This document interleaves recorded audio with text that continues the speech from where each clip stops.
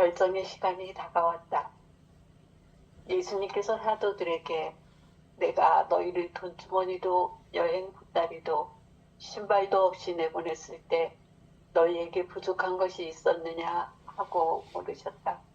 그들이 아무것도 없었습니다 하고 대답하자 예수님께서 그들에게 이르셨다. 그러나 이제는 돈주머니가 있는 사람은 그것을 챙기고 여행 보따리도 그렇게 하여라. 그리고 칼이 없는 이는 겉옷을 팔아서 칼을 사라. 내가 너희에게 말한다. 성경이 기록된 것이 나에게서 이루어져야 한다.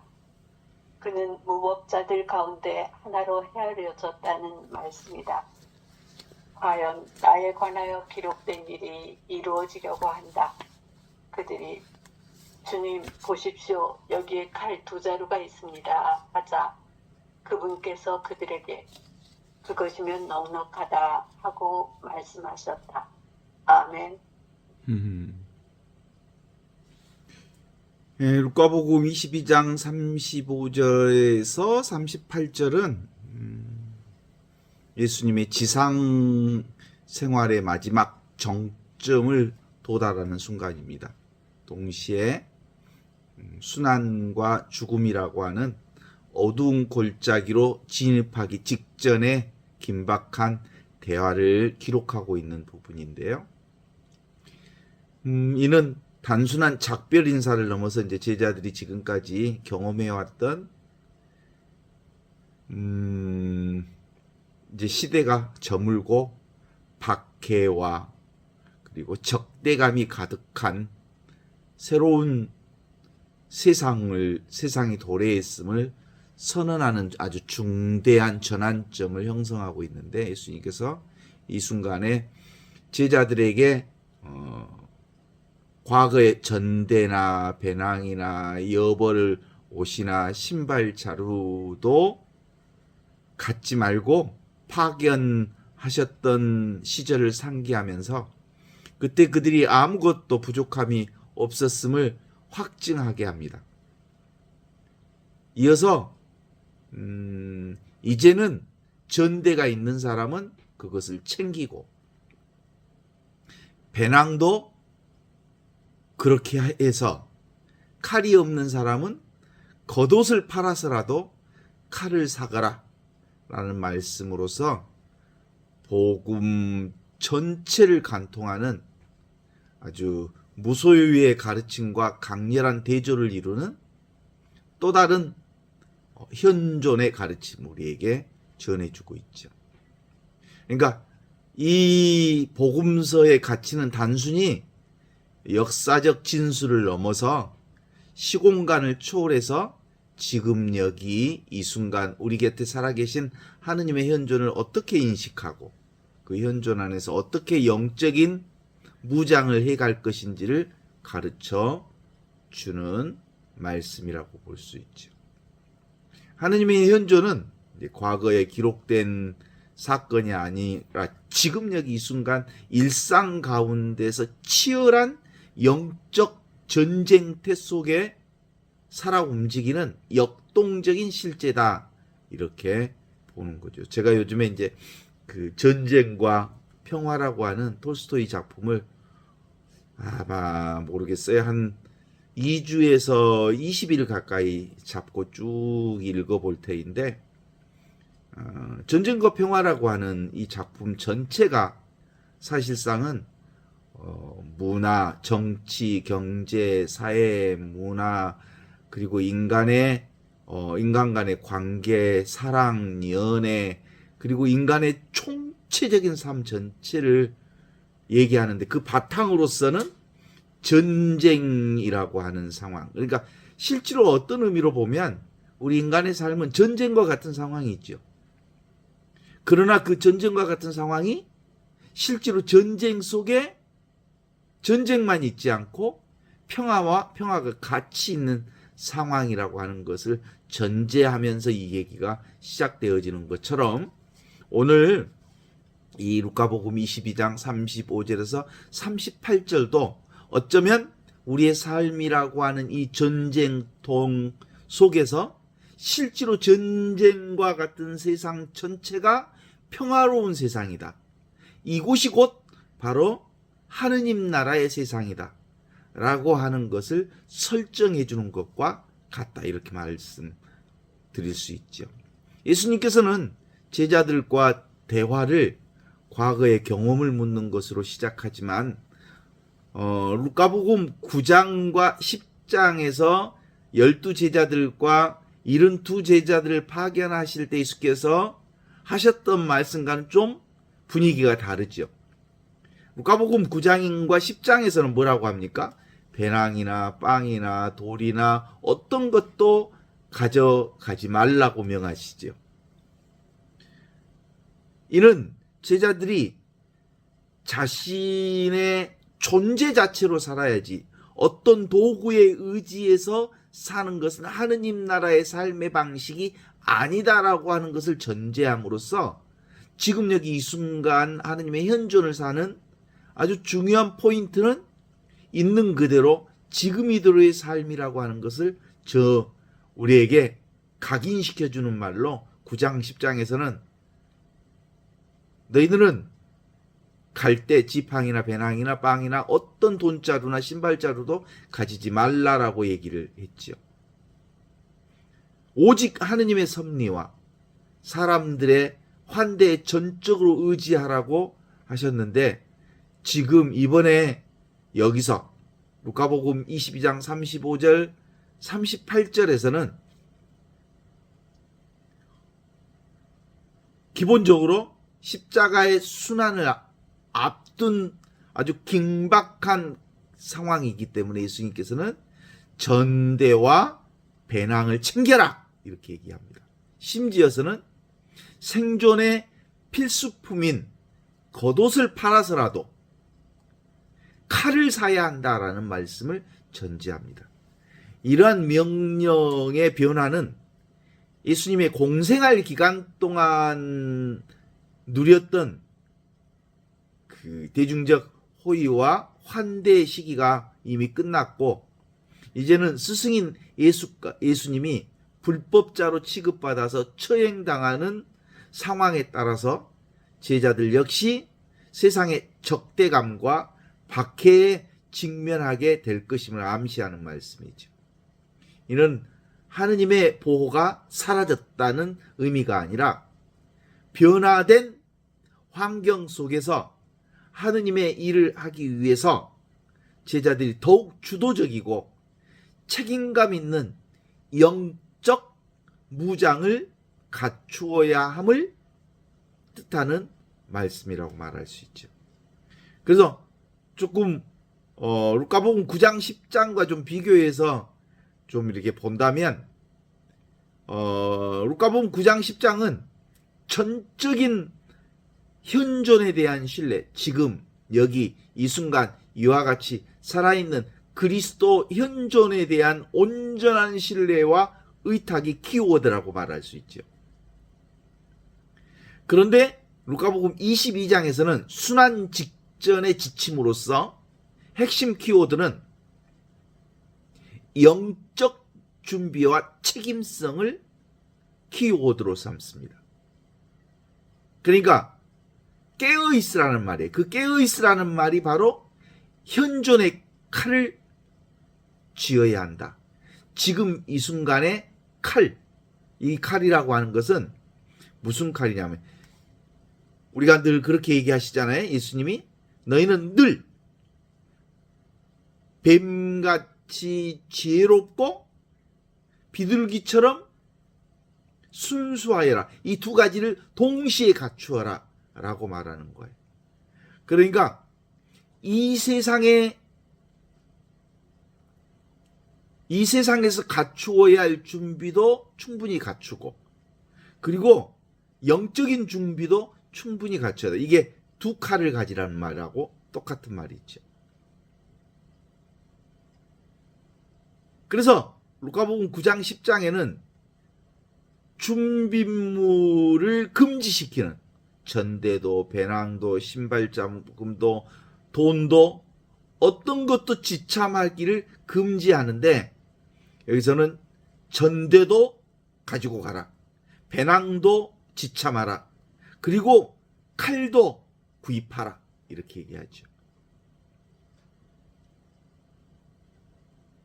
9장 10장에서는 하느님의 온전한 현존에 의지하라 라고 얘기하는데, 루카복음 22장에서는 자신의 책임하에서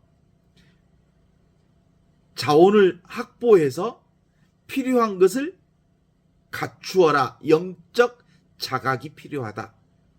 칼 2자루를 필히 준비하라 라고 하는 것은 하느님의 지혜가 필요하고, 그 다음에 하느님의 지혜는 어디서 나오는 거냐면 현존일 때 나오는 거다.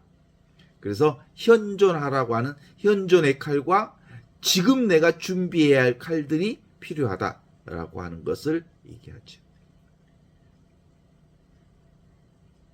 사회적인 반응에 있어서는 복음 선포에 대한 호의적인 수용 가능성을 전제하면서 하시는 말씀이었다면, 루카복음 22장은 완전히 예수를 십자가에 못 박는 적대감과 박해와 범죄자 취급을 받는 상황이었기 때문에 더더욱 그렇다라고 볼 수 있죠.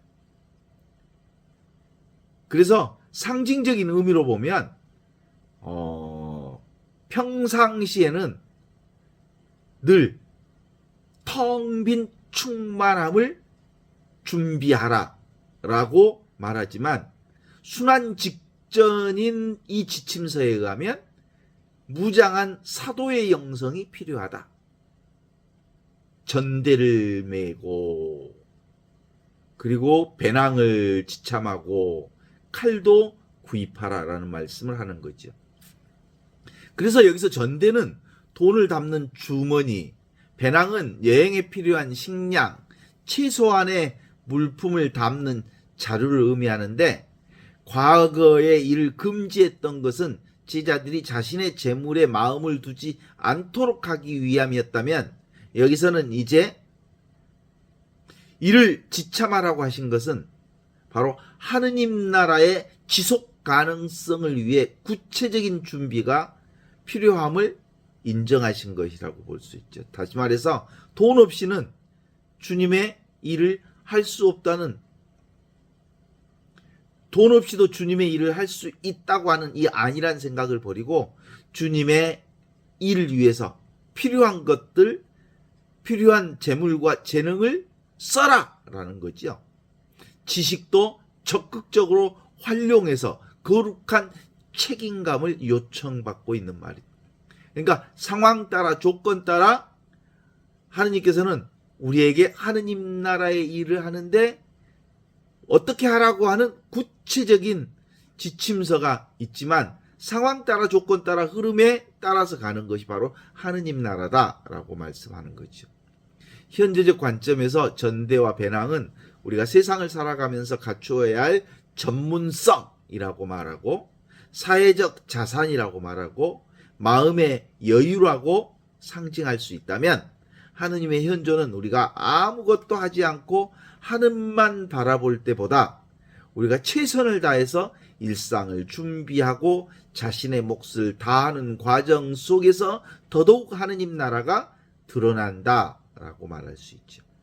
하느님께서는 우리의 빈손을 채워주시기도 하지만, 때때로는 우리가 채운 배낭을 통해 타인을 먹이시는 방식으로 현존하시기 때문이다, 이렇게 말할 수 있죠. 어때요? 칼이라고 하는, 여기서 신학적인 의미는 겉옷을 팔아 칼을 사라 라는 이 말씀은 문짝 그대로 무기를 소지하라 이런 얘기가 아니라 영적 투쟁을 위해서 영적인 칼을 준비하라 라는 거죠. 영적인 칼이라고 하는 것은 다름이 아니라 지금을 사는 칼, 현실적으로 필요한 것들을 쓰는 칼, 이 두 칼이 다 필요하다는 거예요. 그래서 실제로 영적 무장에 대한 은유로 해석해야 되는 거죠. 예수님께서는 겟세마니 동산에서도 실제로 칼을 휘두르는 제자를 꾸짖으면서 뭐라고 얘기해요? 칼을 쓰는 자는 칼로 망한다라고 말씀하는 점으로 비춰봐서 이 명령이 물리적인 전쟁을 위한 것이 아니었음을 증명하는 거거든요. 따라서 이 칼은 온 세상을 향한 공격의 도구가 아니라 하느님 나라, 사랑의 사명을 완수하기 위해 갖추어야 할 용기와 단호한 결단과 그리고 하느님의 말씀, 지금 여기 이 순간을 상징하는 칼이라고 말할 수 있죠. 예수님께서는 칼을 사라고 하신 직후에 이사야서 53장 12절을 인용하십니다. 그는 불법자들 가운데 하나로 헤아려졌다. 이 구절은 누가복음 22장 35절 38절의 수수께끼를 푸는 아주 핵심적인 열쇠입니다. 예수님께서 제자들에게 칼을 지니게 하신 이유는 그들이 무장한 혁명가 집단처럼 보임으로써 예수 자신이 로마법에 의해서 불법적으로 낙인 찍혀 처형당하는 구원 역사의 시나리오를 온전하게 완성하기 위함이다 라고 하는 것을 전제하고 있는 말씀이죠. 이는 예수님께서 인류의 죄를 대신해서 스스로 가장 낮은 곳으로 죄인들과 불법자들의 대열에 합류하셨다는 인카르나시오, 육화의 신비를 드러내 보여주신 것이라고 볼 수 있습니다.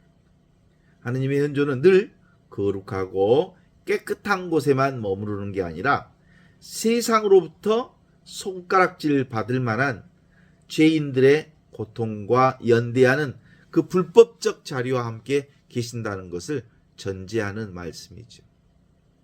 그래서 하느님의 현존은 과거에 일어난 사건에 대한 기억이나 미래에 일어날 사건에 대한 기대에 머무르지 않고 하느님은 스스로 있는 나다 라고 말씀하신 것처럼 그분이 언제나 현재형으로 존재하심을 의미합니다.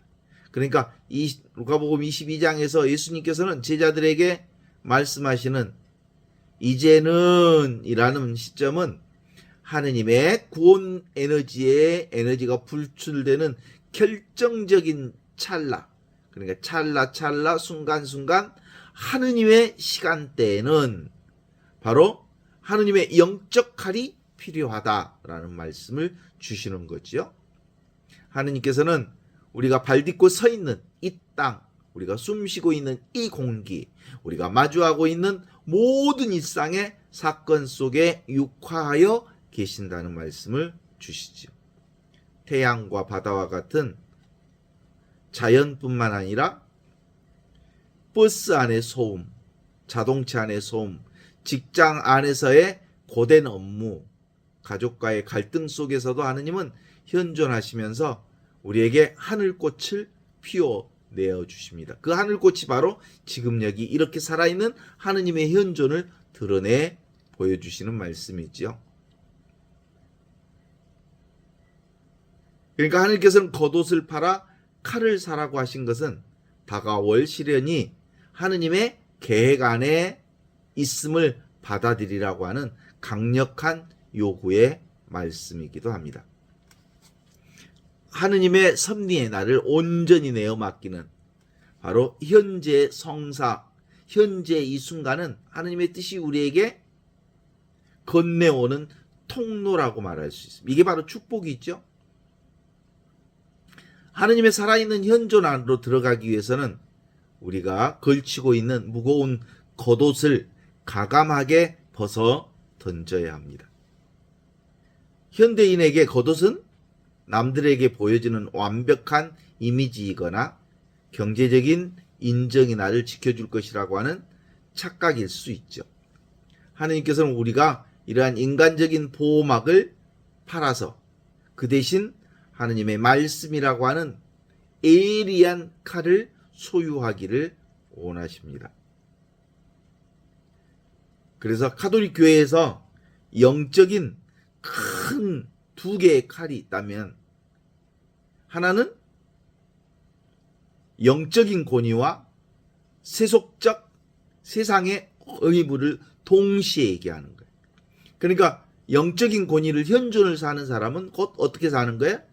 현실을 너무 소중하게 감사하게 살아가는 것이죠. 그러니까 실제로 영적인 것과 현실적인 것은 바로 두 개의 칼이면서 사실상 칼의 양날이라고 말할 수 있죠. 비록 현대 민주주의 사회에서 정교 분리가 이루어졌지만 이 세상이 곧 하느님 나라다. 이런 흐름을 얘기하고 있습니다. 그리스도인들은 하느님 나라의 시민으로서 늘 영적인 칼인 신앙을 갈고 닦아야 할 힘과 동시에 지상의 시민으로서 세속적인 세상의 삶을 감사와 그리고 기쁨으로 살아가는 정의의 칼을 동시에 휘두를 줄 알아야 한다는 말씀이죠. 이 칼이 하느님의 뜻 안에서 조화를 이룰 때 우리는 비로소 시공간을 초월해서 역사하시는 하느님의 통치를 일상에서 구현할 수 있기 때문이라고 말할 수 있죠. 그러니까 루카복음 22장 37절에서 예수께서 불법자들과 함께 헤아려진 것은 하느님의 현존이 가장 역설적인 신비를 드러내고 있는 거예요. 많은 이들이 하느님은 고통이 없는 곳, 성공이 있는 곳에만 계신다고 생각하지만 성경은 하느님께서 가장 처참한 실패의 자리인 십자가 위에서 현존을 온전히 드러내 주심을 증명하는 말씀이다. 이렇게 볼 수 있죠. 우리가 삶에서 억울한 일을 당할 때나 질병으로 인해서 겉옷을 잃어버릴 것 같은 제자가 될 때 우리는 비로소 그는 불법자 가운데 하나로 헤아려졌다라고 하는 말씀의 의미를 온몸으로 깨닫게 되는 거죠. 이 고통의 순간 하느님은 우리를 멀리서 지켜보시는 분이 아니라 우리와 함께 매를 맞으시고 우리와 함께 고통당하시고 우리와 함께 울고 계시는 고난받는 하느님으로 현존하십니다. 이것이 바로 시공간을 통해서 우리를 치유하시는 하느님의 현존의 정체이죠. 우리는 겟세마네 동산에서의 베드로가 칼을 뽑아서 대제사장의 종의 길을 자른 사건은 인간의 열정이 어떻게 하느님의 현존을 가릴 수 있는지를 보여주는 사건입니다. 베드로는 칼을 사라는 예수님의 말씀을 자신의 분노와 폭력을 정당화하는 도구로 오해했습니다. 그렇지만 예수님께서는 잘려나간 귀를 만져 고쳐주시면서 이것까지 참으라 허용하라고 말씀하시죠. 여기서 허용하라고 하는 말씀은 악의 폭력성조차도 하나님의 큰 섭리 안에서 발생토록 내버려 두라는 신비로운 명령이죠. 하나님의 현존 안에서 머무는 자는 자신의 힘을 타인을 해치는 데 사용하지 않습니다. 오히려 그 힘을 상처 입은 사람들을 치유하고 자신을 박해하는 사람들을 위해 기도하는 데 사용하지요. 우리가 가진 칼, 이게 능력의 칼, 지혜의 칼, 지식의 칼이 치유의 도구가 될 때 하나님의 현존은 세상을 변화시키는 강력한 빛으로 드러난다고 볼 수 있죠. 그래서 루카복음 22장 35절 38절은 우리에게 더 이상 보호받기만 하는 어린아이가 되지 말고 세상의 도전에 맞서는 성숙한 사도가 되라고 하는 요청이죠. 예수님께서는 우리에게 전대와 빵을 챙기고 배낭을 챙기고 그리고 우리의 일상적인 책임과 노력을 긍정하셨고 칼을 사라고 하심으로써 영적 전쟁에 임하는 단호한 자세를 요구합니다. 하지만 이 모든 준비의 목적은 우리 자신의 승리가 아니라 바로 불법자들과 함께 헤아려졌다라고 하는 말씀처럼 세상의 아픔과 고통에 깊이 동참하기 위함이라고 볼 수 있어요. 하느님은 저 멀리 하늘에 계시는 분이 아니고 우리가 살아가는 이 일상생활 안에서 우리의 슬픔 안에서 우리 세상사의 모든 평상심 안에서 그리고 온갖 것이 드러나는 세상 만사 전반에서 현존하시는 하느님을 깨달아 알라는 말씀이죠. 그래서 시공간을 초월한 하느님의 현존을 누리는 비결은 아주 단순합니다. 과거의 후회나 미래의 불안이라고 하는 무거운 겉옷을 팔아버리고 지금 여기 이 짧은 순간을 하느님께서 주시는 선물로 받아들이는 것입니다. 그래서 기본적으로 뭐라고 할 수 있을까? 없이 계시는 하느님은 이렇게 우리 삶 전반에 하느님의 꿈으로, 하느님의 꽃으로, 하느님의 그림자로 작용하시면서 당신의 영광을 드러내 보여주시죠. 이게 바로 중중무진이라고 말할 수 있죠. 모든 것들이 상호 연계되어져서 지금 여기서 이렇게 드러나는 거죠. 따라서 예수님의 복음은 하늘 마음을 깨닫는 복음 말씀이죠. 위치 없는 참사람.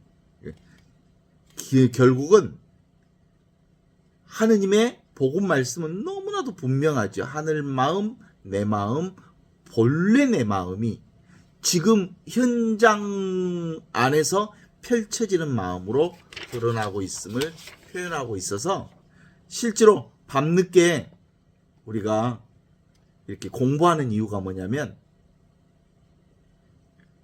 뭐예요? 현존을 살기 위해서 그러는 거잖아요. 우리가 세상 어떤 흔들림에도 흔들리지 않기 위해서 그러는 거예요. 세상의 어떤 흔들림도 사실상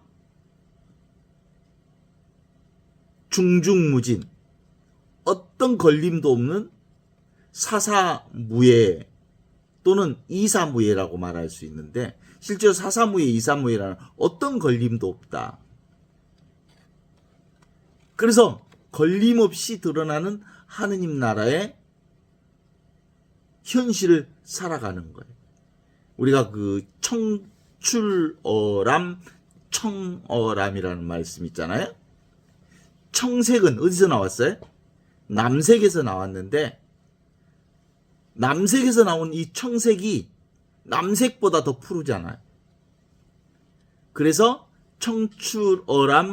청어람처럼 우리가 하느님으로부터 나온 하느님의 생명이면서 동시에 하느님을 그 무엇보다도 더 밝게 빛나게 드러내는 것. 이것이 바로 청어람이라고 말할 수 있지 않겠습니까? 진리는 생각할 필요 없는 바로 지금 이것이거든요. 빅홀리스. 큰 정체성으로서의 하늘 마음, 그 하늘 마음이 세상에서 하늘꽃을 환하게 꽃피우는 우리의 현실 그대로가 모두 다 진실이다, 진리다 라는 말씀을 하는 거죠. 그래서 기본적으로 아무것도 알지 못하는 하느님은 없이 계시는 하느님이니까 하느님이 없이 계시다는 것이 분명하게 깨달아졌을 때 비로소 뭐가 되는 거예요? 우리가 사랑할 수 있어요. 어디에도 걸림없이 그 무엇에도 놀람 없이 어디에도 더럽혀지지 않으면서 있는 그대로의 삶을 우리가 온전하게 살아갈 수 있는 것은 뭘 알았기 때문에 텅 빈 충만함으로써의 복음을 깨달았기 때문에 그런 거예요. 복음이 뭐예요? 하늘 마음을 깨닫는 거죠. 하늘 마음이 뭐예요? 기쁜 소식, 하늘 소식이 바로 기쁜 소식이고 지금 여기 이 소식이 바로 복음이고 그 복음을 깨달았을 때 제대로 깨달았을 때 복음이 실감 나는 사람은 사실상 어디에도 묶이지 않고 하느님 나라를 지금 여기서 살 수 있게 되는 거거든요. 그죠? 그래서 기본적으로 우리가 어떤 것도 잡을 수 없기 때문에 잡지 않아야 되는 거예요. 없이 계시는 하느님을 어떻게 잡아?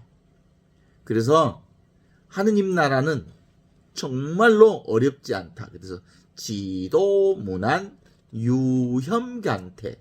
우리가 선택하지만 않으면 잡지만 않으면 단막증에 잡아서 좋은 것은 내게로 끌어당기고 싫은 것은 밀어내고 그 짓만 하지 않으면 통년명백 너무나도 분명하게 눈앞에 펼쳐지는 이게 바로 예수복음이다. 지금 여기 이 예수복음 기쁜 소식이 하늘 마음이 하늘 소식으로 세상에 표현되고 있는 거다. 어때요? 기본적으로 복음으로 깨어난 자만이 집착하지 않고 하느님의 사랑의 길을 온전하게 살아갈 수 있음을 말해주는 게 그 오늘 루카복음 22장 35절에서 38절의 말씀 전체를 통괄하고 있죠. 우리가 생각으로는 도무지 하느님 나라를 살아갈 수가 없어요. 상상 속에 하느님 나라 없습니다. 생각 속에 하느님 나라 없습니다. 지금 여기 이 순간 현재 존재하는 이 하늘 소식만이 기쁜 소식만이 복음만이 바로 하느님을 증명 펼쳐내고 있는 거죠. 봐봐요. 나는 학생이다. 나는 남자다. 나는 신부다. 나는 지금 백수다. 나는 지금 슬프다. 나는 애롭다. 나는 행복하다. 나는 아프다. 공통점이 뭐예요? 내가 슬프고 내가 아프고 그래요. 내가 있어야 비로소 슬픔도 학생도 그리고 남자도 여자도 될 수 있는 거예요. 내가 존재하지 않는 한 그 어떤 것도 이루어질 수 없어요. 그래서 이 내가 바로 복음이에요. 복음. 이게 하늘 소식이고 이게 바로 기쁜 소식인 참된 복음의 소식임을 드러내 보여주고 있는 거죠. 그래서 복음이라고 하는 이 기쁜 소식을 살아가는 말씀은 기본적으로 현존할 때만 가능한 무의진인, 무의자연, 스스로 그러한 이 복음의 실체를 깨달아 할 때 기쁜 소식이 바로 누구예요? 내 소식이죠. 내가 바로 복음이고 내가 바로 하늘이고 내가 바로 축복이고 내가 바로 은총이고 내가 바로 전체성을 살아가는 피콜리스라고 하는 것을 깨달아 안 사람만이 결국은 어떤 걸림도 없는 하늘꽃, 하늘꿈, 하늘 그림자를 경험할 수 있죠. 그 모든 하늘 그림자, 하늘꽃들이 뭐라고 말할 수 있겠어요? 그게 바로 축복이고 은총이고 그게 바로 하느님 나라이거든요. 그 하느님 나라를 이 에고라고 하는 이 분별 의식은 죽는 날까지 저항해요. 아니야. 나와 세상이 따로 있어. 그러면서 이 에고는 끊임없이 나는 남자야. 남자를 나라고 동일시해요. 나는 신부야. 그래서 신부를 자기와 동일시해요. 나는 슬퍼. 슬픔을 자기하고 동일시해요. 나는 애로워. 애로움을 자기하고 동일시하고 나는 아파. 아픔과 자기를 동일시하죠. 어떤 사람? 현존을 깨닫지 못한 사람은 끊임없이 눈에 나타나는 것을 자기와 동일시함으로써 그 고통으로부터 해방되지 못하는 이런 놈들을 뭐라고 하냐면 이 칠통 같은 놈아 그래. 칠통이 뭐냐면 옛날에 그 오칠할 때 쓰는 칠통이 새카만 거라고 그러는데 이 시커먼 칠통 같은 놈아, 이 깝깝한 놈아, 고통이 너 아니라니까? 몸뚱아리가 네가 아니라니까? 남자가 네가 아니라니까? 그건 그냥 꼬리표일 뿐이라니까? 이 칠통 같은 밥통 같은 놈아, 이렇게 얘기하는 거예요. 실제로 나는 뭐예요? 무의진인, 무의자연으로서의 나를 사는 거다, 이렇게 말하는 거죠. 2000년 전 예수님은 시공간 속에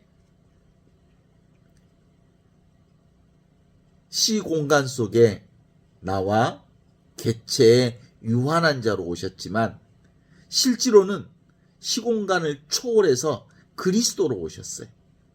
그러니까 2000년 전 예수는 개별적으로는 예수이지만, 개체적으로는 예수이지만 깨달은 자로서는 그리스도이거든요. 그리스도의 현존으로 예수가 산 것처럼 우리도 그리스도 예수인 것처럼 우리도 그리스도 민석이가 되는 거고, 그리스도 누가 될까? 다니엘라가 되는 거예요. 현존을 사는 다니엘라, 지금을 사는 다니엘라. 이게 바로 하늘 소식, 하늘의 기쁨을 사는, 하늘의 복음을 깨달은 자만이 그게 가능한 일들이거든요. 그래서 우리의 삶 전체가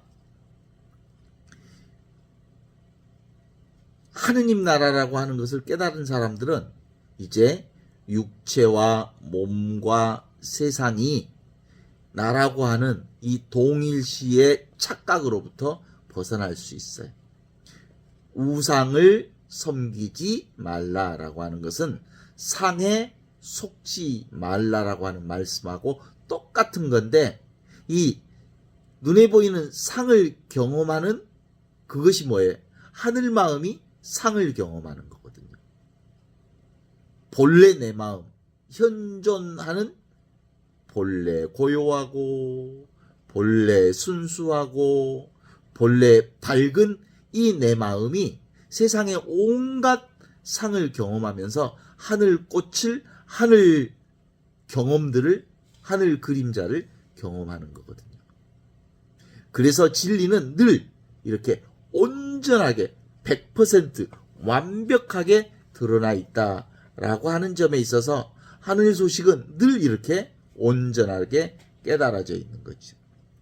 수연 불변, 불변 수연이라는 말씀이 있잖아요.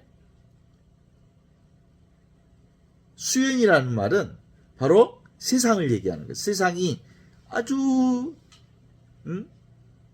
각각의 사람들이 차별처럼 드러나지만 그 차별이 뭘로 드러나요? 지금 여기 이 현존 하느님의 생명으로 드러나는 거거든요. 그러니까 온전한 지금력이 이렇게 살아있는 하느님의 현존을 깨달아 아는 사람만이 차별 세상을 받아들이고 인정할 수 있게 되는 거예요. 불변수연, 수연불변이라 이렇게 말할 수 있죠.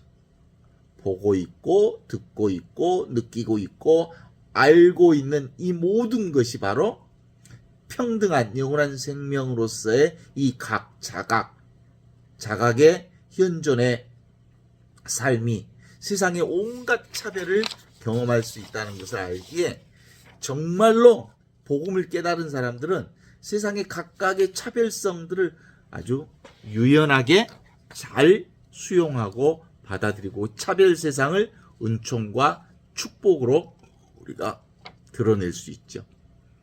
그러니까 기본적으로 우리는 하늘 소식, 기쁜 소식, 이 복음의 소식이 온전히 깨달아져야만 하늘꽃 그림자, 하늘꽃, 하늘 꿈들을 꿀 수 있어요. 하늘꽃을 피울 수 있고 하늘 그림자를 하느님의 선물로 받아들일 수 있겠죠. 그래서 현존학교의 교훈처럼 까르페 디엠, 아모르 파티, 메멘토 모리의 삶이 우리 삶 안에서 구체적으로 이루어질 수 있습니다.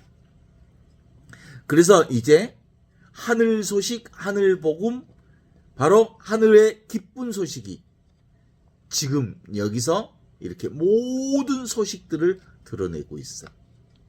하늘 소식이 지금 여기서 펼쳐지고 있고, 하늘 소식이 지금 여기서 피어나고 있고, 하늘 소식이 지금 여기서 이렇게 생겨나고 있고 사라지고 있는 거죠. 생겨나고 사라지고 피고 지고 오고 가는 모든 소식들이 다 무슨 소식? 하늘 소식입니다. 이제 오늘 봄비가 내렸어요. 이 봄비가 하늘 소식을 드러내는 봄비. 이 봄비가 바로 하늘 소식을 드러내는 하늘 봄비라고 말할 수 있죠. 이 하늘에서 하늘 소식을 드러내는, 복음의 소식을 드러내는 이 봄비가 이제 봄꽃을 선물로 또 가져다 줄 거예요. 이 봄꽃이 피기 시작하면 온 산천이 생명으로 가득한 찬란한 생명의 하느님 나라를 보여줄 거예요. 그래서 이 하늘 소식인 복음에 눈을 뜨십시오. 하늘 소식에 깨어나십시오. 하늘 소식에 하느님의 은총으로 깨어나십시오. 하느님의 사랑으로 깨어나십시오. 하느님의 자비로 깨어나십시오. 그러면 있는 그대로 지금 이대로 하늘 꽂힘을, 하늘 꿈을 꾸고 있음을, 하늘 그림자를 경험하고 있음을, 하늘의 번개를 우리가 경험하고 있음을 알게 될 것입니다. 라는 말씀을 주는 거죠. 기본적으로 우리의 삶은 늘 이렇게 하늘의 놀라운 은총으로 살게 되는 것을 알 수 있으려면 잠시 멈추십시오. 그러면 고요히 있는 본래 고요함을 깨닫게 될 것이고, 본래 순수한 나를 경험하게 될 것이고, 본래 밝은 나를 경험하게 됨으로써 어디에도 집착하지 않고도 온전한 하느님 나라를 경험할 수 있는 은총의 소식이 내 안에서 펼쳐지고 있음을 알게 될 거예요. 지금도 밖에서 풍경 소리가 들리거든요. 우리 집에는. 이 풍경 소리를 듣고 있는 이게 바로 현존입니다. 이게 바로 아무것도 없는 nothing, 텅 비어 있으면서 nothing, 충만한 everything. 그래서 anything, 어떤 것도 아니면서 모든 것이면서 아무것도 아닌, 그래서 아무것도 아니면서 동시에 모든 것인 이 하느님 나라의 소식이 지금 여기서 늘 순간순간 찰나찰나마다 새롭고 아주 다양한 모습으로 우리에게 선물을 내려주시죠. 그런 점에서 이제 봄이 오면 하느님의 선물을 정말로 새롭게 경험할 수 있는 축복의 상황들을 우리가 맞이할 수 있을 거거든요. 그래요. 봄꽃이 피는 것, 그게 바로 하늘 소식이지요. 봄비가 내리는 것, 그게 하늘 소식이지요. 내가 말하는 것, 이게 하늘 소식이지요. 내가 숨 쉬는 것, 이거 하늘 소식이지요. 내가 걷는 것, 이게 하늘 소식이지요. 텅 빈 복음의 소식이란 말이에요, 이게. 그래서 하느님의 기쁜 소식, 하늘 소식은 봄 소식으로 태어나는 것을 우리가 보게 되는 거죠.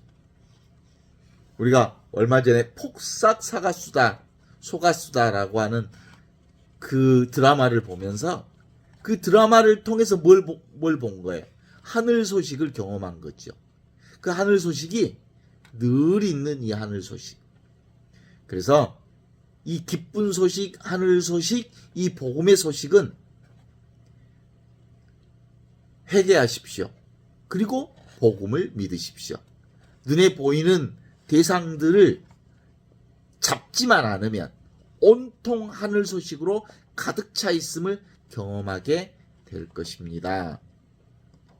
우리가 옛날에 무궁화 꽃이 피었습니다 라고 말했던 그 숨바꼭질 기억이 나지요? 무궁화 꽃이 피었습니다. 그게 무궁화 꽃이 핀 게 아니라 우리 이 세상이 무슨 꽃이 핀 거예요? 하늘꽃이 피었습니다. 하늘꽃이 피었습니다. 기쁜 소식의 꽃이 피었습니다. 복음의 소식의 꽃이 피었습니다. 이렇게 얘기할 수 있는 거죠. 어때요? 복음꽃이 피었다고 그러니까 사람들은 이 복음꽃이 따로 있는 어떤 꽃인지 알아요.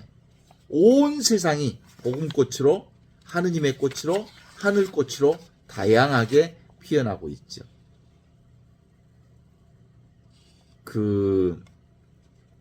예수님께서 하느님 나라를 선포하니까 디고데모가 예수님 소식을 딱 듣고는 예수님을 찾아오지요. 그런데 이 사람이 그 당대 율법 학자 중에 최고의 학자였기 때문에 남 눈이 무서워서 대낮에는 못 찾아왔지. 서울대 총장과 같은 당대의 최고의 사람이 밤에 예수님을 찾아가가지고 하늘 소식, 복음, 하느님 나라에 어떻게 들어갈 수 있습니까? 라고 물어보죠. 그랬더니 예수님이 다시 태어나야 한다. 다시 태어나야 한다고 그러니까 그 말만 딱 바꾸는, 어떻게 우리가 어머니 뱃속으로 다시 들어갔다 다시 나올 수는 없지 않습니까? 라고 말로만 받았던 그 디고데모에게 그렇게 다시 태어나야 한다. 다시 태어나야 한다는 말은 뭔 말이에요? 하늘 소식을 만나야 한다. 복음을 만나야 한다. 지금 여기 이렇게 살아있는 현존을 만나는 사람이어야 비로소 하늘꽃을 우리가 피울 수 있고 하늘 꿈을 꿀 수 있고 하늘 그림자를 경험할 수 있는 거다. 따라서 디고데모에게 예수님이 하신 말은 뭘까? 눈에 보이는 우상에 속지 마라. 상에 속지 마라. 그러면 원래 붙어 있는 하느님의 성품으로 살아갈 수 있단다. 이게 바로 하느님 나라의 소식이란다 라는 말씀을 주신 거죠. 그게 다른 말로 얘기하면 한 손바닥에 소리가 들리느냐 라는 말을 하는 것과 똑같은 말씀입니다. 한 손바닥의 소리는 소리 없는 소리죠. 소리 없는 소리는 어떤 소리를 통해서 소리 없는 소리를 들어요? 실제로 세상에 온갖 소리가 다 어디서 나오는 소리예요? 소리 없는 소리에서 나오는 거거든요. 그 소리 없는 소리가 바로 하늘 소식입니다. 그게 기쁨의 복음의 소식입니다. 복음은, 이 하늘 소식은 영원하고요, 무한하고요, 절대 불변이기 때문에 모든 변화한 것들을 다 경험할 수 있는 소식이 바로 이 하늘 소식이라고 말할 수 있죠. 오늘 루카복음 22장 35절에서 38절의 말씀을 들여다보면 바로 하느님께서 두 자루의 칼을 준비하라고 한 건 바로 뭐예요? 지금 여기서 하늘 소식, 복음 소식이 분명하게 깨달아지는 그 칼 한 자루가 탁 우리 안에 분명해지면, 두 번째로 세상이 펼치는 하늘꽃이, 하늘 꿈이 모두 다 하느님 나라에서 드러난 꽃임을 알게 된다라는 하늘 소식이 바로 본래 내 얼굴, 본래 내 면목이다 라는 말씀을 주시는 말씀이거든요. 그래서 기본적으로 예수님은 제자들과의 대화를 과거의 경이로운 경험을 통해서 시작하면서 결국은 지금 여기 있는 현존을 깨달아 알도록 해주시는 말씀이죠. 전대, 돈을 담는 주머니, 배낭, 그리고 필요한 어떤 것이든 다 지금 여기를 살기 위한 아주 중요한 하느님의 영적 무기입니다. 그래서 내가 경험하는 모든 것들은 하느님께서 내게 주신 최고의 선물이요 은총이라고 하는 것들을 깨달아 아는 눈. 이게 바로 하늘 영적 칼의 누린이라고 볼 수 있지요. 예수님께서는 이렇게 명합니다. 겉옷을 팔아 칼을 사라. 이 말씀은 기본적으로 우리를 편안하게 하는 대상 경계를 모두 내려놓고 지금 여기 이 순간 현존의 칼을 사라라는 말씀으로 확인해 볼 수 있죠. 따라서 그게 기본적으로 되면 희노애락 우비고내 생로병사라고 하는 인간의 모든 삶 전체가 바로 하느님의 축복으로 드러나게 되느니라. 이런 얘기를 주신 거죠. 어때요? 우리의 삶 한가운데 뭐가 있어? 죽음이 있고 죽음 한가운데 삶이 있습니다. 따라서 삶과 죽음이 다 하늘꽃을 피워내는 하느님의 놀라운 하늘 소식이요 기쁜 소식임을 우리가 깨달아 알기에 기본적으로 죽음과 삶을 경험할 때마다 우리는 영원히 죽지 않는 하늘 소식이 지금 눈앞에서 펼쳐지고 있음을 깨달아 알게 되는 참으로 놀라운 은총을 경험하는 축복을 살게 되는 거지. 어떻습니까? 기본적으로 우리의 기쁜 소식은 늘 사람들에게 전하고 싶은 거죠. 하느님께 전하고 싶어 하는 이 기쁜 소식은 전할 것이 없는 소식. 어떤 것도 전할 것이 없는 소식이기에 영원한 소식, 무한한 소식, 절대 불변의 소식. 이게 바로 하느님의 복음, 하늘 소식, 기쁜 소식, 복음의 소식이 매 순간마다 찰나찰나마다 이렇게 하늘의 꽃을 피워내고 하늘 꿈을 펼쳐내고 하느님의 그림자가 늘 세상 안에서 이렇게 펼쳐내고 있는 거죠. 만일 이 하늘꽃을 피워내는 하늘 소식을 알지 못한 사람들은 뭘 잡아? 눈에 보이는 상을 잡아. 그게 뭐예요? 경향성. 죄로 기울이는 경향성. 눈에 보이는 것을 잡으려는 경향성. 이게 바로 온죄로부터 벗어날 수 없는 한계 속에 갇힌 영원한 멸망의 세계를 살게 되는 거죠. 우리는 가만히 있으면 모두 다 이 이온성의 세계에 감옥에 갇혀요. 그래서 늘 하늘 소식을 듣고 매 순간의 현존의 삶으로 깨어있지 않으면 누구든지 다 잡게 되어 있고 잡으면 잡히게 되어 있고 잡히면 고통의 삶을 살게 되어 있고 고통의 삶을 살게 되면 거기서부터 벗어나지 못하고 영원히 멸망하는 삶으로부터 벗어나지 못하는 놀라운 고통이 우리 안에 자승자박되는 이 무한고리를 벗어날 수가 없어요. 따라서 이 무한고리를 벗어나는 유일한 길은 하늘 소식, 기쁜 소식, 복음의 소식을 깨친 사람만이 어디에도 묶이지 않는 하느님의 대자유를 살게 되는 은총의 삶을 살게 될 끼다.